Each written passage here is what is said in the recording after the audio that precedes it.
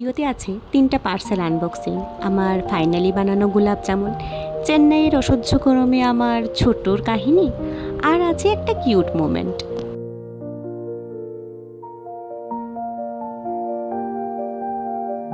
আজকে এলো 3টা পার্সেল, দেখি কি কি আছে এর মধ্যে। একটা সিরাম অর্ডার করেছিলাম, এই যে এইটা।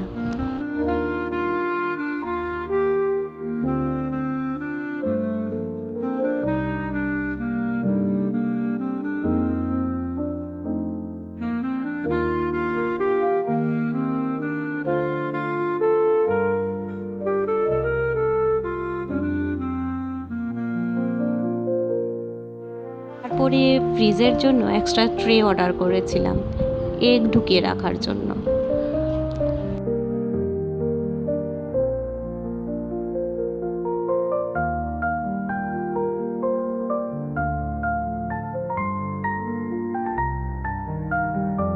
আর এই যে এটা হচ্ছে গার্বেজ ব্যাগ। যাই হোক, তারপর বিকেলের দিকে রান্নাঘরে ঢুকলাম গোলাপ জামুন বানাতে। অনেক দিন ধরে ভাবছিলাম বানাবো, আজ ফাইনালি বানিয়ে নিলাম। এই যে আমার ছোট, উনি না থাকলে মনে হয় চেন্নাইয়ের গরমে আমাকে রান্নাঘরে গলেই যেতে হতো।